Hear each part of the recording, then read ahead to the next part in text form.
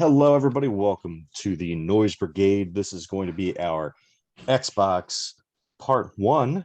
We're going to be talking about a little bit about the Xbox itself and our experience with it, and also the bigger news, the acquisition of Activision Blizzard by Microsoft, because that's pretty big news in the gaming space. So the first part of this will be me and Tom just talking. The second part, we're going to have some special guests and. Yeah, so let's kick it off. Tom, how are you? Wait, Microsoft acquired Activision and Blizzard? Yes, sir. Yes, they did. Yes, they did. Oh boy, this completely changes my notes then. Oof. Uh. Man, I'm a terrible read, aren't I? Yeah. That was pretty brutal.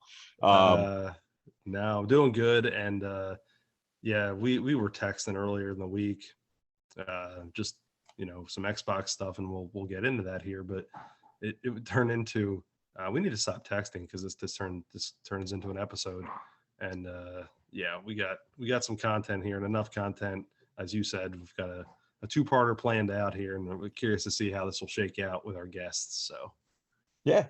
So let's start by the catalyst for all this was I wasn't feeling too well this past weekend, and so I sat down and just kind of melded into my beanbag chair and watched on YouTube something that I've seen pop up a few times and just hadn't. I'd wanted to watch it, but I hadn't. And it's called Power On: The Story of Xbox, and it walks you through like the very beginnings, the beginning stages of when they started talking about it, to the planning, to how they went to Bill Gates to talk about it and built the team, and all the way through up to the Series X. Um, it was very interesting, very engaging. I really enjoyed it. I learned a lot of stuff that I didn't know. Obviously, I didn't know it if I learned it, but it was a very cool look at how the whole project came together. yeah, you would text me about that about that series, docu series, if you will, and I always find that stuff fascinating. Big documentary fan, and I haven't checked it out yet, but I'm gonna put that in my queue. Um, I and then it kind of like led into this conversation about kind of our first introduction into the Xbox, and we just kind of went from there, and then we said, you know what, we need to stop talking to each other. We're going to record it.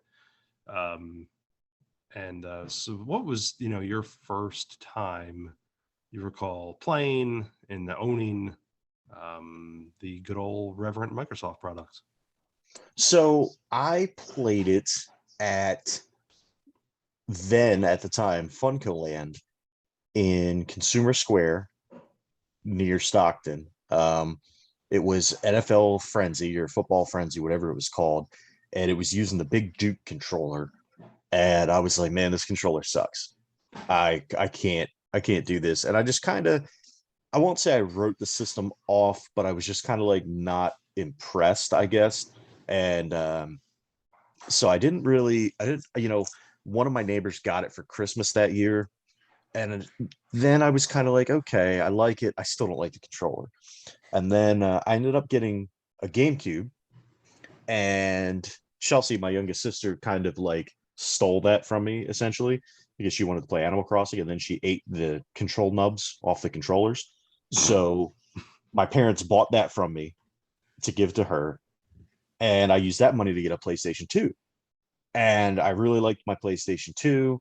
And it was during this time, I was playing it a lot, and I ended up starting to go to this new startup video game store that was built into Hollywood Video in Woodbury Heights called Game Crazy. And that's where I met Ryan Harbinson, Devin Burke, and Ryan Morrison. And Devin convinced me. He's like, dude, look, what kind of sports game or what kind of games do you like to play? I'm like, well, mostly sports games.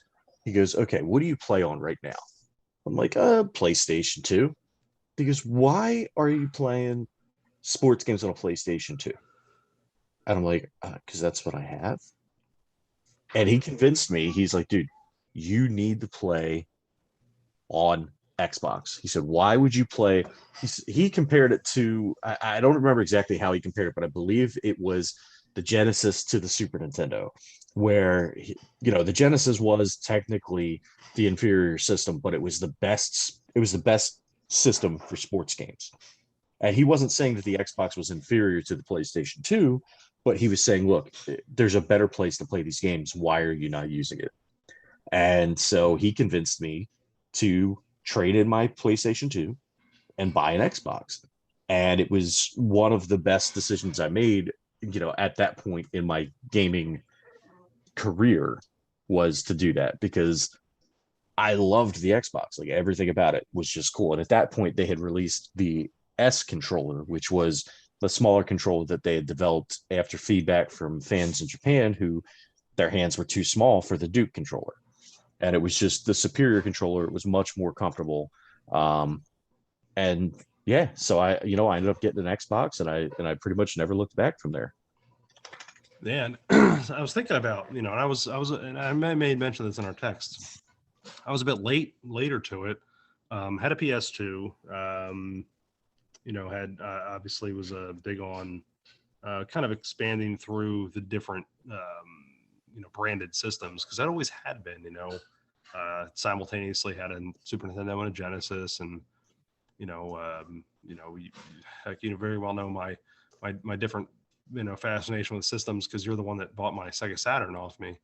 But the Xbox, I was a little late to it on it, and I don't know why. Time of life, possibly.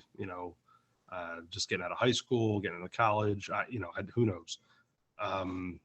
But when I got it, I remember being quite impressed just by graphics and different things, that because it was like kind of the first time that I can recall saying, you know what, it's a different breed than what we've been used to with Nintendo and Sega for all those years. Finally, we have something different that we can try. The funny thing was, though, was that it took seeing other people owning it and what they did with it over the years to really have a fond appreciation of it. And seeing, people, when I was at college, that had the system where they would put LED or whatever lights there were in it, and they would mod it and make it look like this crazy thing. And it was like, what is this? Like, oh, it's just an Xbox. And it's like, what? And, it was the first time I could really recall anyone seeing like physically modify a system. And it was like, well, this is really neat stuff, and just really grew an appreciation of, the capabilities and what people really wanted to do with it. And, again, look, we have a recurring theme here of talking about NFL 2K5. I would be remiss if I were saying that is probably my fondest memory of a game on that particular system. I'm not saying that other games didn't elicit such things, but that certainly, is right at the top for me, but yeah, no, I was late to the party on that one. I'm not going to lie. Like, I just certainly wasn't vested in initially. And it's, you mentioned the Duke controller. I remember selling mine on eBay because, I didn't want to use it because I thought it was too big. Right. And it was funny because like I think I sold it at a time when they were somewhat sought after for some reason.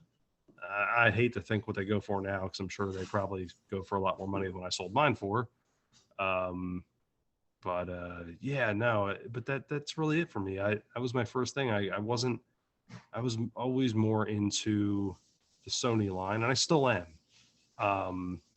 But I certainly have a fond memories of that system, just for the sheer fact of this was the first time I really saw people being creative with it and being able to do something with it other than just, well, I bought this cool controller from A Power Mad Cats, So I'm gonna make you feel better about your decision to sell your Duke. It's brand new, still sealed in the box, $145. Used, you're looking at around 35 to 40. Okay, that's not too bad. I sold mine about 15 years ago, 16 years ago for like 15. Okay. Yeah, yeah, All I right. sold it quite a while ago. So, but that led us into this other thing. So Microsoft decides to, and they've been doing this for quite some time. So let's kind of back up a little bit here. Microsoft has been well known for just acquiring properties and game developers. I will say that most notably Mojang in what 2014. Yeah, it was somewhere in the early to mid 2010s, um, or And I only 20 say teens. I don't know how you yeah, say it. I only say notably because that's the Minecraft studio. And look, I, I, we could go back and forth all day on what we love and whatnot. As much of a non-Minecraft person that I am, we can't say that that has not been a absolute money winner for them. They took something that was already very popular across a multitude of people and marketed the hell out of it. And my goodness, that's turned into everything you see, everything around the corner, and it's still popular. You know, years later, Oh, it's just absolutely. it's crazy. And if you look Um, at the brands that they've acquired, and the developers they've acquired, you have luminary studios such as Rare, Bungie, which they no longer have Bungie, um, but and then they move on and they get um, Bethesda and ID, and they end up, they've just been steadily acquiring Obsidian, these developers that just, it's mind blowing to have all of this talent under one roof. yeah, no, exactly. And I I got to thinking about this one in particular because it's like the Bethesda one to me, obviously, because I'm a huge Bethesda person. I that's hardly a game that I won't at least give a moment to that's under their umbrella. Um, and thinking about it monetarily with the Minecraft acquisition, um, this one really with Activision Blizzard, it's like my goodness, like I, outside of what a Rockstar, I mean, what are the big ones that are going to be left? you know, I mean, my goodness, you've got we're going to talk some names here, and even some forgotten titles and forgotten properties. Right. That the Activision Blizzard has been a part of. That's just like, wow, like think about what's under the Microsoft hood now, and it's just insane. Yeah, and I mean, e- even with this acquisition, there's still studios out there that could be ripe for the pick, and there's still rumors going around that Microsoft's eyeing up Sega. You know, there's a ton of with the way that they run their business and the way that they work their properties, and especially having Game Pass, the sky's the limit. Yeah, And like let's dig in a little bit. So, um, what's something that you're, you know,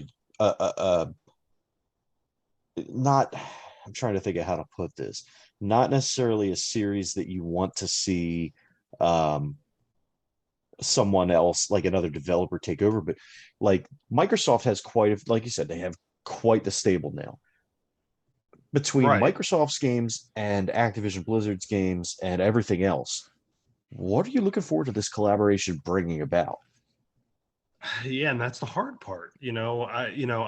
I think I think I'm a lot like you, and I know you're going to dive in here, and I'll throw in my 2 cents on some of these, with some of these series and franchises that may have not gotten fresh looks in several years.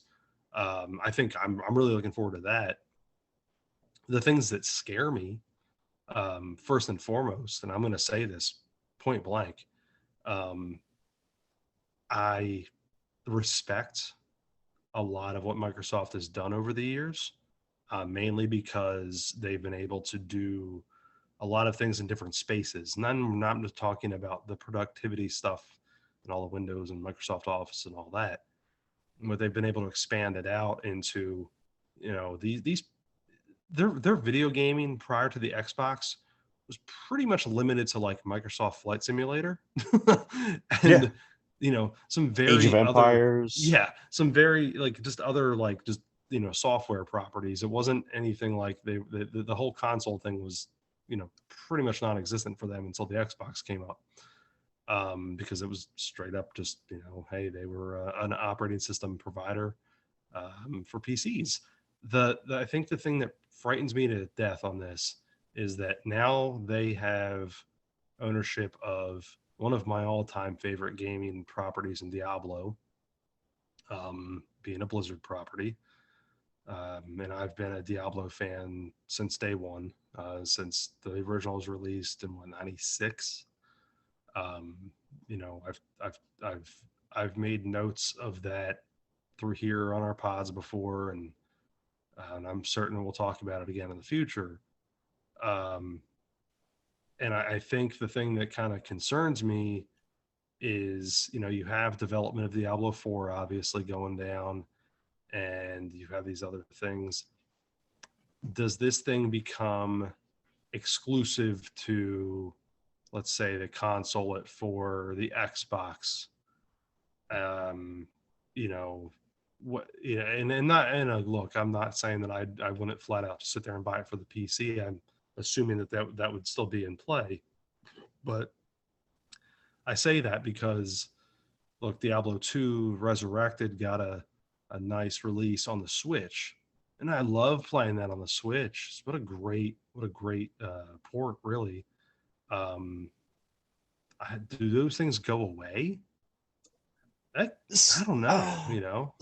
See, it's tough because if you look at what they did with Minecraft, now Microsoft and Nintendo have famously been very cozy. They've been very they've worked together really well. Um, and you can see, like with Cuphead coming to Nintendo. Now, Cuphead is a Microsoft exclusive game, but it's also on the Switch. You've got Banjo-Kazooie, who are rare properties, showing up in Smash Brothers, showing up on the Nintendo Online for N64. So you've got this history of them working together and coexisting. As far as with Sony, Sony is now putting out the show on PlayStation and Xbox. So you've got history between these companies working together.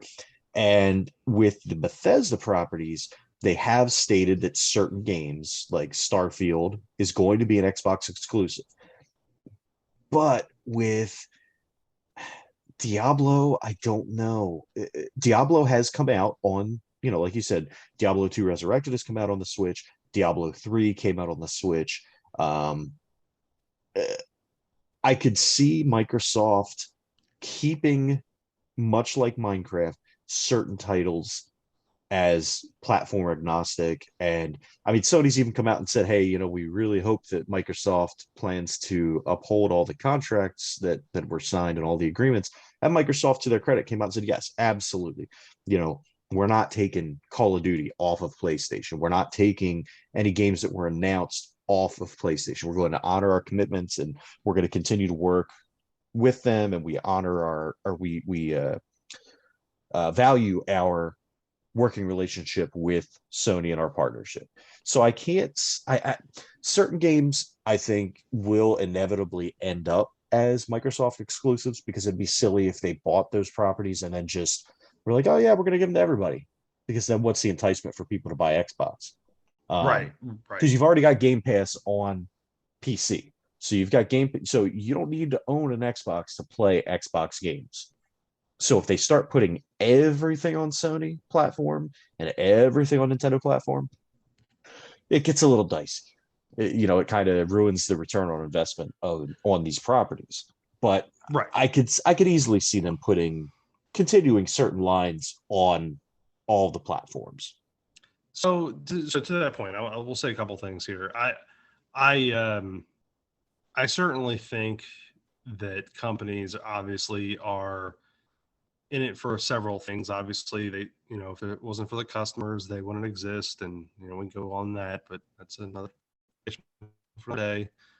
I do think they will, obviously, because of the legalities.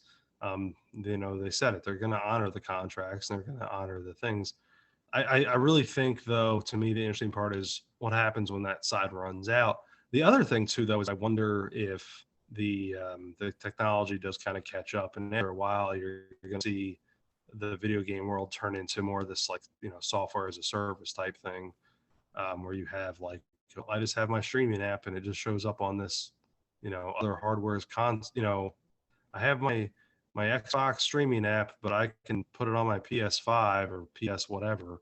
You know, I, I just wonder if that's where it's really going, because we live in a very service-driven world. Netflix, really changed the game and all that. So, because that's the thing. If you think about it in that regard, like, I have Netflix, but I can run it on everything.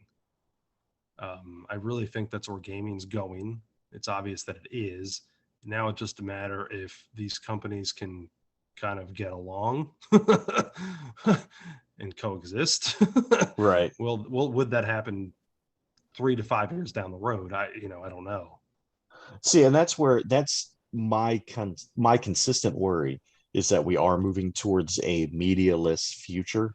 Um, I've said it multiple times. I'm very pro physical media, just because I like to own what I buy.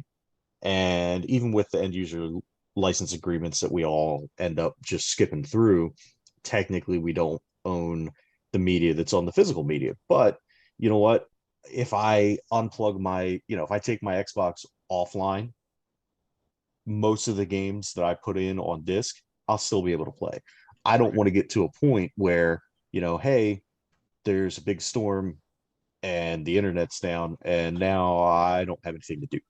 Um, or even you get to a financial situation where some families have invested, and you can get into whether it was a wise investment for a family that's having financial difficulties to buy video games or whatever. But you know what? At the end of the day, you've got kids. Kids need to be entertained. Kids shouldn't have to suffer. So you buy your kids a video game system for Christmas. You buy them some games. Oh, sorry, you know what? The internet's out. What are we going to do? We can't play all of these fancy new games we got.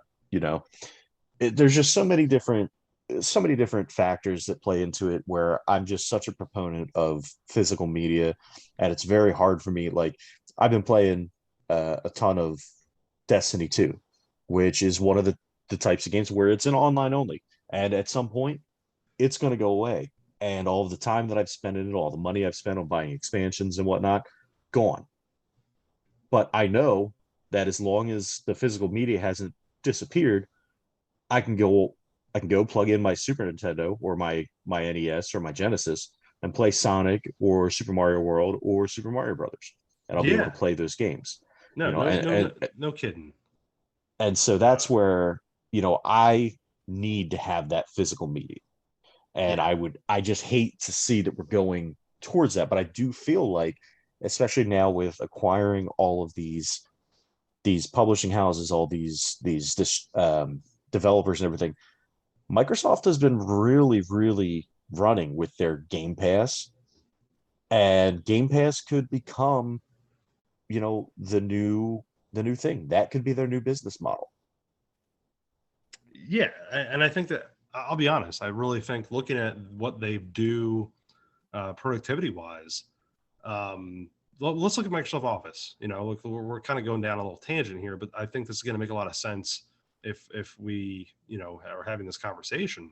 Right. um, Microsoft Office, for the longest time, up till 2016, 19 releases, um, you could buy it, and I could side install it and no problem, whatever. The things that I do for work, through my volume licensing, I could grab up a copy of Office 2016 for Windows right now, and boom, done, install it, whatever. Anything beyond that, requires. I'm not talking about the Office 365 service, and I'm not talking about any of that.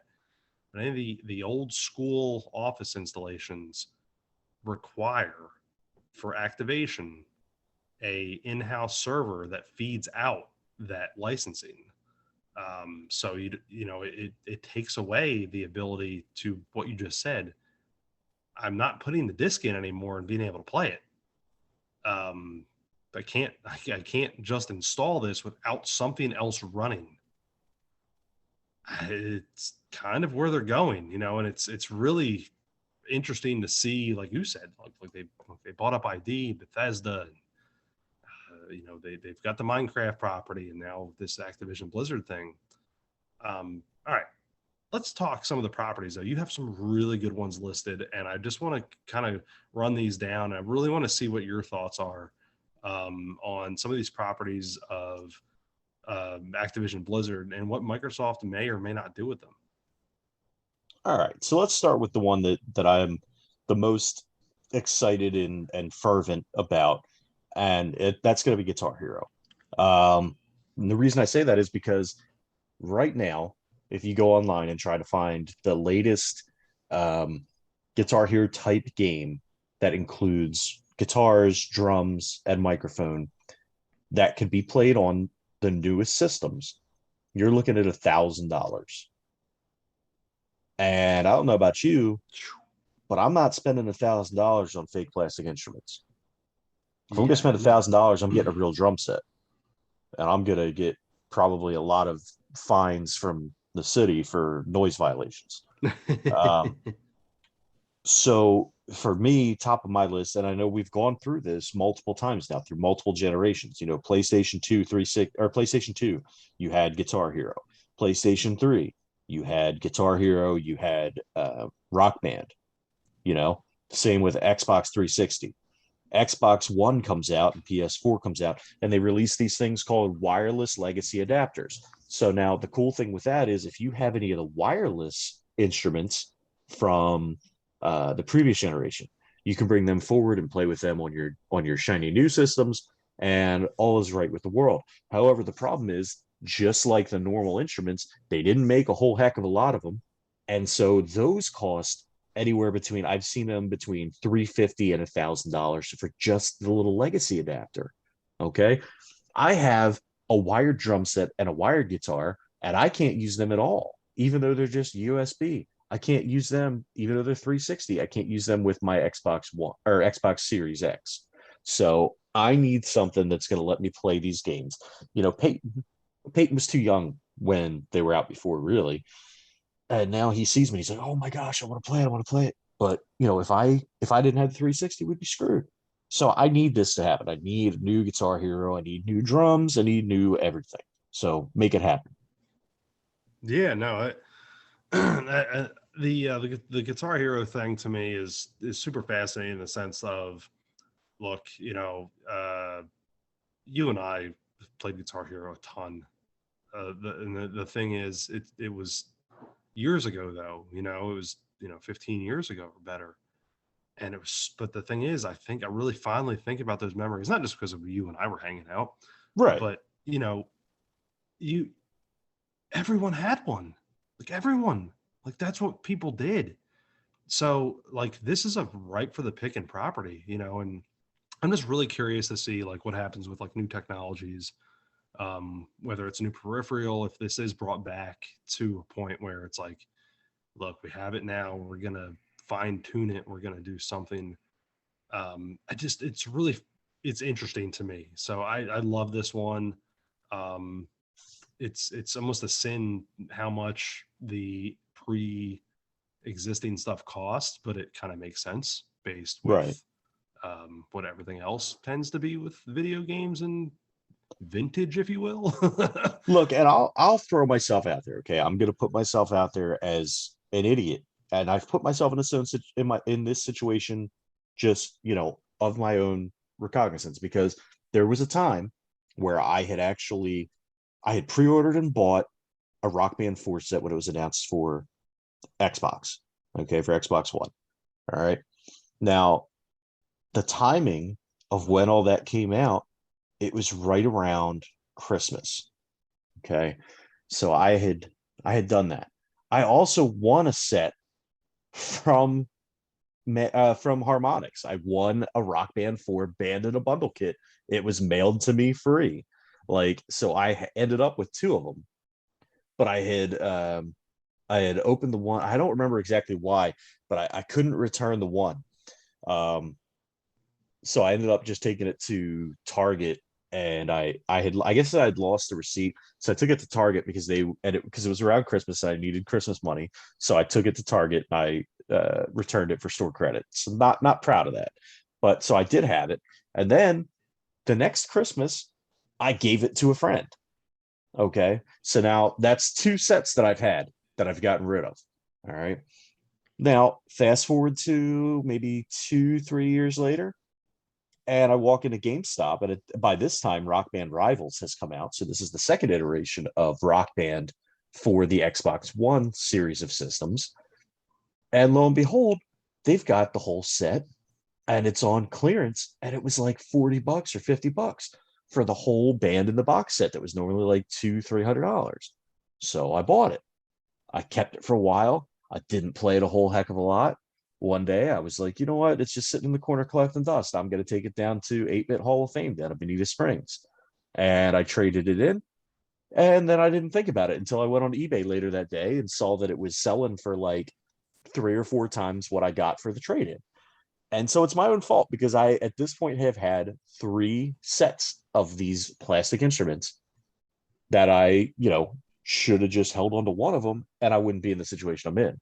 But because I'm stupid, we went and got rid of them. But I think that's a fascinating and fun part about, what we do with video games. And we could look back on just like anything else that's not, related to, what we've been talking about, Guitar Hero, Rock Band, and on all of our regrets. We've done podcasts on that. You know what I mean? This is true. Yeah, this is true. So, yeah, and it sucks. It is what it is, but it's part of it. It's life. It's just, man, I wish I could, think, and I'm still hope that day I open up a box in my garage and I'm like, oh, I forgot I had this, and it happens to be worth like $10,000. It's not going to happen for me because I've realized that I have the tendency to keep everything that's not worth a dime. So, Right. and have either traded or sold everything that was worth anything. So, all right, we've done Guitar Hero and Rock Band a little justice here. What are some of your other ones that you would like to see? So let's go Spyro the Dragon, but I don't want to see I know they've done the Spyro Reignited, the original trilogy, and I know he's been part of Skylanders, but I don't want Skylanders. I want straight up Spyro. Okay. Another one, Wizards and Warriors, which was there were 3 of them on the NES. Great series. Had a lot of fun with that as a kid. Lost Vikings, which I remember for Genesis in the 16-bit era. StarCraft would be cool. Vigilante 8. I would love to see some more. We were talking about, I think, Twisted Metal not too long ago. Let's get some Vigilante 8 action going. I'd like to talk on Vigilante 8 a little bit because I don't know when we will again. Vigilante 8 was one of my favorite vehicular combat games just because it was so different and it was cool. Like that's a good one. I'd love to see that come back. Yeah, that was one we played in the dorms quite a bit my freshman year. And I remember what I thought was cool versus, Twisted Metal and all that was that what you picked up actually affected your car. Like it added on to the car. So I thought that was really cool. And just the game overall, I thought was really fun. It had some neat modes and stuff.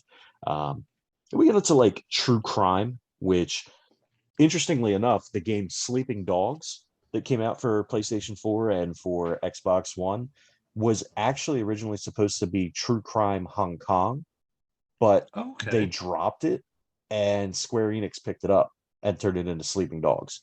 Okay. And we're talking the true crime series like True Crime Streets of LA. Right. Okay. Yeah. I thought so.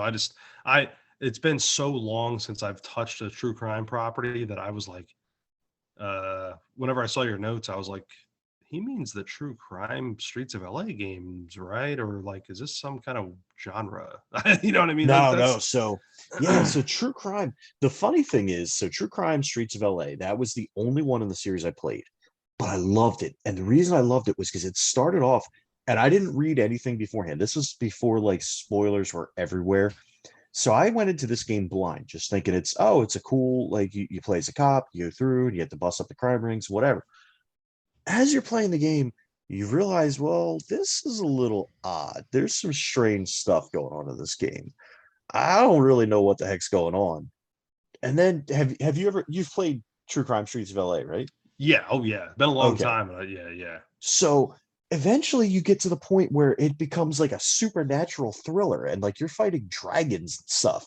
And it was just the coolest thing because it was such a cool twist. Like I had no idea that that's the way it was going. It was just to me, it was just cool combat and just driving around and solving the missions and stuff. And then when they brought all that stuff, I was like, oh my God, this is incredible. True crime had a very, it's funny, you say that.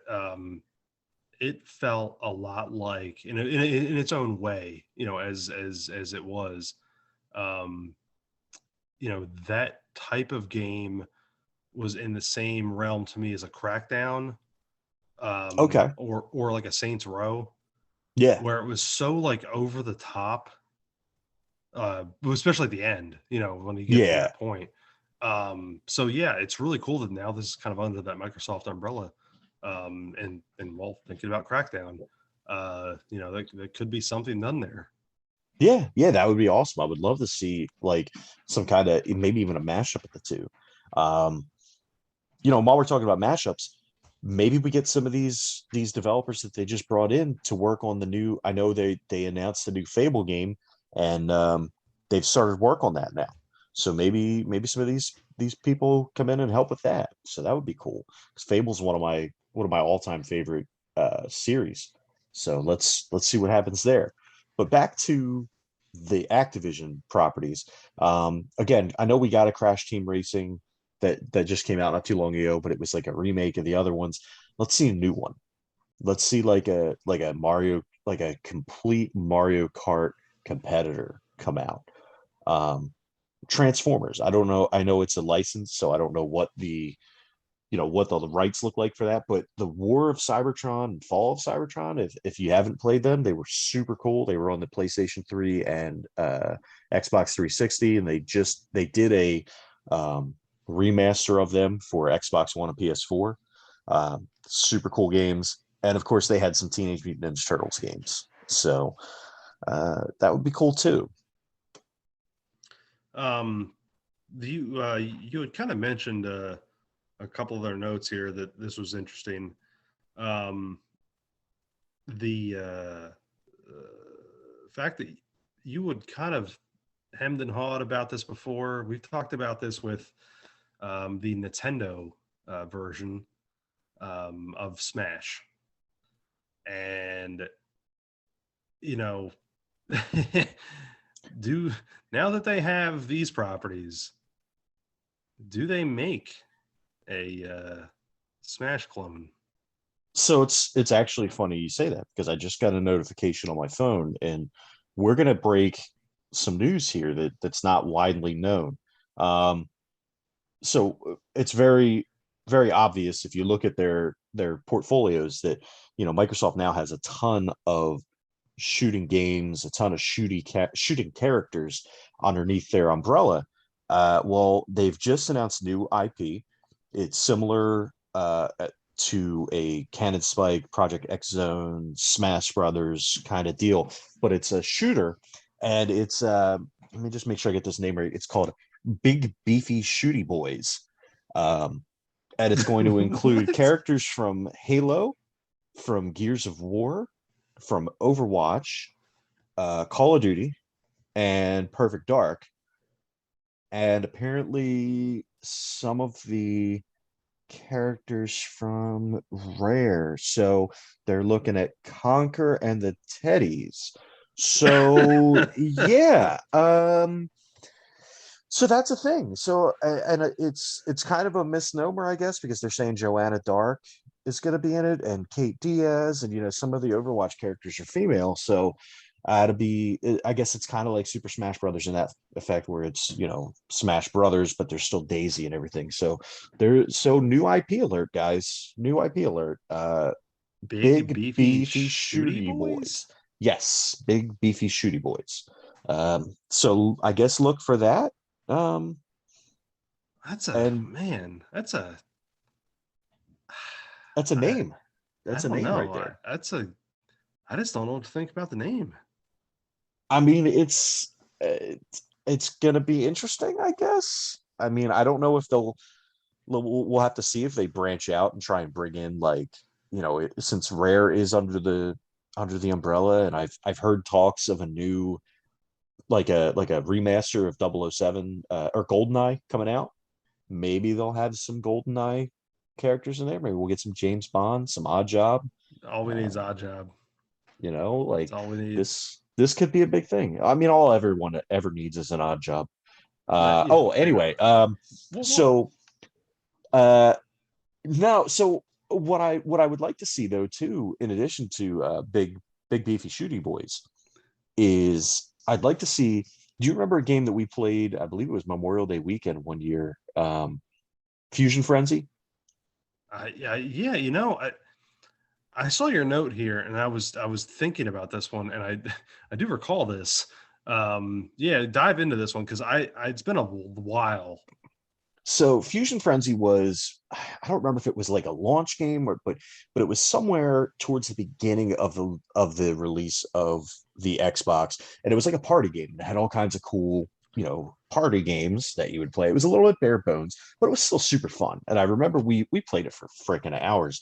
But let's get that, but kind of like Smash Brothers, where you've got that, and then you've got like Blinks the Time Sweeper and Voodoo Vince and like rare characters and all the other Microsoft and Activision and Blizzard and Rare and all that stuff. Let's get all those characters, throw them into a new Fusion Frenzy. I feel like that would be pretty cool because I mean you could do a Smash Brothers clone similar to like PlayStation All Stars, and who wouldn't want to see Voodoo Vince fight Blinks the Time Sweeper? I mean, they're two classic characters that everyone is always talking about. Um, but you know, you could go multiple different directions with this. You'd mentioned Conquer there. You know, would you like to see some kind of collaboration with Rare on a Oh, new game? absolutely. Look, man, Rare. I feel like Rare's been kind of handcuffed a little bit. And to me, if you get Rare working again, they've got to make a new. They've got to make a new Conquer game. I don't know how it goes over now because things have kind of, the pendulum has kind of swung back into the PC territory a little bit too much, and so I'm wondering how Conquer is received today. Um, but I think that they could, if given the freedom, they could do it right. And I mean, while you've got them, shoot, get Beanox to work on it, get Toys for Bob, get like any of the teams that have worked on Crash or Spyro to work on that. If you don't want Rare to do it, let's get a new Battletoads game. We've got all these Oh, characters now, right? Let's get a Battletoads versus Double Dragon type game going. You know? the possibilities are endless, but I think to your point, you're right on the Conquer thing. We can kind of touch on that for a minute, even though that's a Rare property. Um, we're kind of trying to divest our time here in the acquisition of Activision Blizzard. My thing, and I think you're spot on there, is that you know could anything like that be made now? Um, and certainly probably not. And and parts of it, obviously whatever it is, what it is. But it's the thing is though is that if you take all the goofiness and all the hard edge humor and all that crap out of it, it's still a really solid game. And and that's the thing. It's like I think with this whole acquisition is with the Activision Blizzard stuff is that you may have had some different concepts and different ideas that were really solid that was never revisited and never brought through. And like, we mentioned, we talked about Vigilante 8 and have some great concepts there. Yeah, they're nothing new and they're kind of, taking from other things, but they're different and they're fun. And, Fusion Frenzy is a good example. It's just these things that we have spent our time and our lives. And I think maybe the Conquer was a bad analogy with it, but maybe it's like, I just hope that if these things are revisited, that they're done properly. And Right. I think that that's where I'm at in my head with, like, when I say the Conquer thing, I bring that into it, even though we just talked about it, is that it's because if it's redone, would it be done properly? That's the thing. I things though in terms of this, and I've got a note that I want to get into, that something we have not talked about whatsoever in this acquisition. Um, you have a note here, and this is cool, and we've kind of touched on this a bit.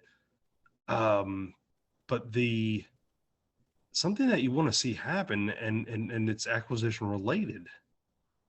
Uh, you want to kind of see them, hopefully, maybe grab on Sega. I do. And part of it is because I don't like the way that Sega's kind of languished.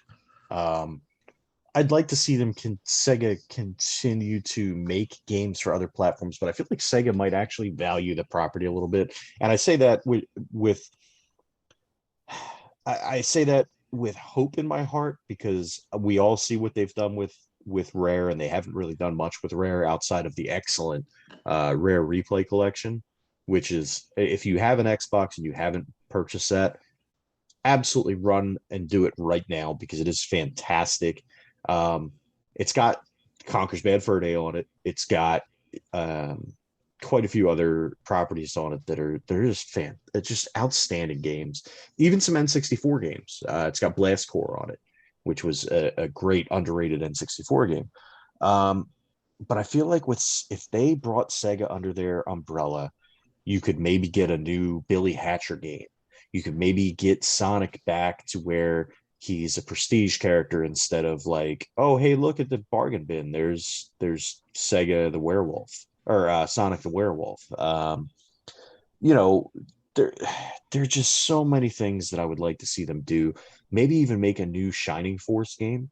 You want to get the Japanese market in? Make a new Shining Force game. Do that. Bring that in because that's going to be your RPG market right there. There's just so much they could stand to gain from buying a company like Sega that has this deep lore and that has these diehard fans. And I just feel like it would be a major coup for them to be able to do that. And while I'm thinking about it though, I do want to step back my comment about them not making another Conquer game because of the PC market, because I'm thinking about it, and if the South Park games can come out, anything is possible. That's a fair point. That's a really fair point. Hell, if South Park in general can still come out, then Yeah, we haven't veered too far yet. no, we're still there. That's a good point. Um, the one thing we haven't touched on, and I want to kind of spend a minute or two in this. Look, we've sit here and we've talked, video games as far as console or even PC games, to different regards, StarCraft and whatever. Um, these things that we've mentioned here, um, that's what is popular with a certain crowd. That's what was popular for a long time because that's what existed. You could either play a game on a console or you could play it on a personal computer, or a Mac. Um, the the world has changed though, and mobile gaming is insane. Activision Blizzard, um, one of their, you know, properties sidewise was King. And if you're unfamiliar with what King has put out there, a little game called Candy Crush. Um, whether you like it or not, Candy Crush is a ridiculous moneymaker for Activision Blizzard. And I'm going to put this comment out there right now. So King brought in $652 million to Activision Blizzard in the third quarter of 2021, making it the biggest, and I quote, the biggest earner in the Activision family for the period. You should think about that. So for the third quarter of 2021, the biggest earner was friggin' Candy Crush for Activision Blizzard. And you know what? I'm somehow not surprised. And the reason being, there are very few games that my mom has played. On the original Game Boy, she played Tetris and she played a little bit of Alleyway. I know for a fact she has downloaded Candy Crush, and at last time I checked, it was still on her phone. I don't know Yeah, how actively she still plays it, but when you can get my mother playing video games, you're doing something right. And, exactly. you know, so that does not surprise me even a little bit. So they brought in 652 million just in the third quarter of 2021. I didn't have the fourth quarter statistics, so my apologies. But it grew as of that point in 2021 at 20%. But for reference, it brought in 857 million for all of 2020. So just in one quarter, it had almost got in 2021, and which is crazy to think about because the game's been out for such a long time now in terms of mobile games. But I'll say this, I would go so far as to say is that King basically cornered the market on quick play mobile puzzle games. Um, Candy Crush overall is the fifth highest grossing mobile game of all time, right after PUBG, which Get out. my goodness, it's that's where that's at. So we sit here, we'll talk, yeah, we'll talk Diablo and we'll talk StarCraft and we'll talk these other properties all day long. Microsoft is not stupid. They basically bought the Mojang property for Minecraft and then marketed the ever living hell out of it. And my goodness, I don't care if it's a Lego set, if it's a sock, if it's a shirt, if it's whatever. I can't tell you how many Minecraft related things that I bought Tommy and Katie over the years. It's ridiculous, but it's all going back to Microsoft because they're the ones that own it. Um, so they've made their money hand over fist for that original, buy. Um, this Activision Blizzard thing, for as much as they paid for it, it's going to return dividends because they're going to do the same thing. Just think of the marketing alone by something like a Candy Crush. Right. And I'm not saying that it's not marketed bad now, but you just wait for those Candy Crush socks and those Candy Crush whatever. It's coming.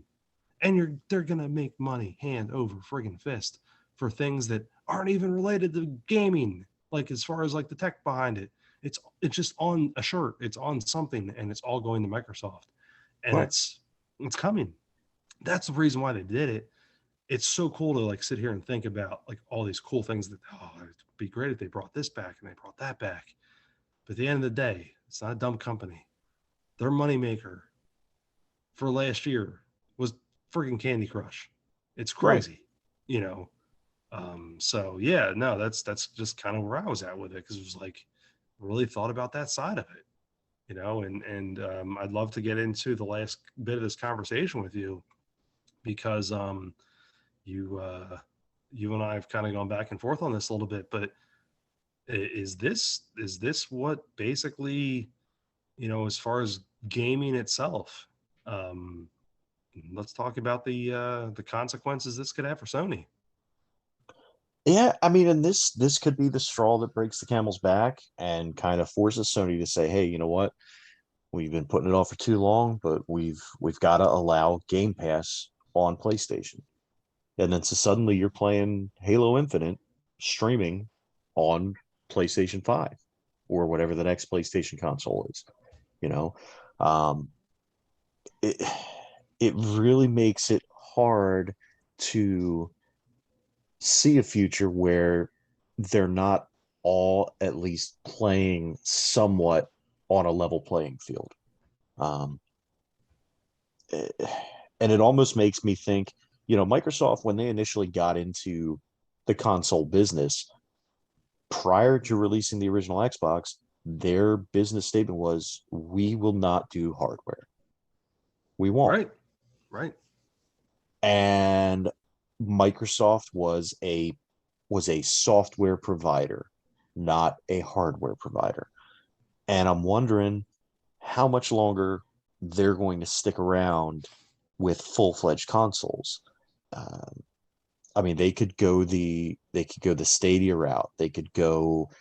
There's so many different routes they could take. And again, personally, I'm a physical media guy. I'm a console guy, so I hope that they keep it the status quo with improvements. But I could see I could see either going one of two ways. I could see them either eschewing physical media and game systems completely and just becoming strictly digital, or I could see them more toward going towards a more modular PC light type of console where instead of buying a new console every so many years, you've got the same basic frame, and then but you'll buy modules to install, kind of like a computer, but for people who or a PC, but for people who are not as savvy. Um, Right. Right. because they've Yeah. already What? announced they're going to be releasing components and diagrams so you can DIY your Xbox. Uh, so the next logical step to that is allowing you to enhance the components. Yeah. And what's kind of odd in this whole conversation, we'll kind of spin back around to other things we've talked about in previous podcasts. Um, and I hate to say this, really do.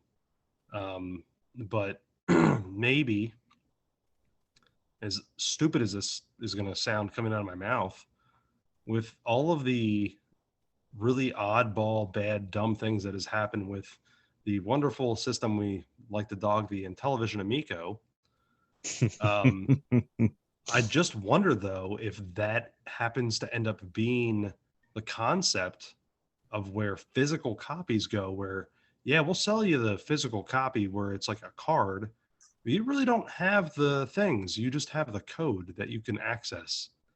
And it, ooh, man, I hate it because I've thought about that over time, and it's the gift card world, right? And that's Right. kind of how we live. And I just really think that unfortunately that's where some of this will go.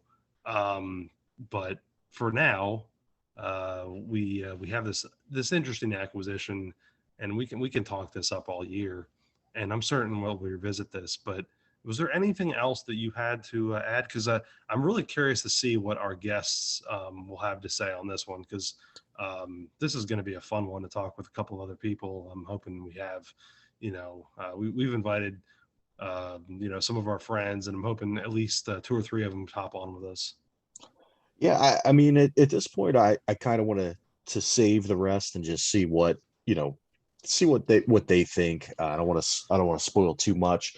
I'm just hoping that, obviously, Activision and Blizzard have had their issues. They've been a poorly run company as far as um, the human rights aspect, or I guess that's not the right. They've had quite a few human resource issues, we'll say. Yeah, that's a good way to Um, put it. and so I'm hoping that Microsoft steps in and cleans it up and kind of brings it to their level, because from all reports, they seem like they're very good at treating their people correctly. So I'm hoping that it improves that, and it improves the games industry overall. Um, but aside from that, I think we're good. I think we should try and get our friends on and see how it goes and see what they think of Big Beefy Shootie boys. I'm excited to just kind of look at that one. I really, you know what, as goofy as that concept sounds, though, uh, I do like the ideas behind it, though. I hope that everyone just goes out and Googles that right now. Yeah, yeah, they Make need sure you get to. your pre-orders in. because it's going to sell out quick. Yeah, And we were the big first beefy ones to shooty break it. boys. That's Yeah, right. Yeah, we breaking were the news right first ones here. to break it. Yeah, you know what? And I'm going to name this episode "Big Shooty Beefy Boys" or "Big Beefy Shooty There Boys." you go. I see. Yeah, I got to get the name right before I. They're going to come after me for breaking the news before anybody, but maybe if I say it wrong, they'll let me go because they'll think I'm special. Um, yeah, so no, yeah, yeah. It's USDA choice, you know. All right. Well, until next time, we have been the Noise Brigade, and we will see you very shortly with part 2.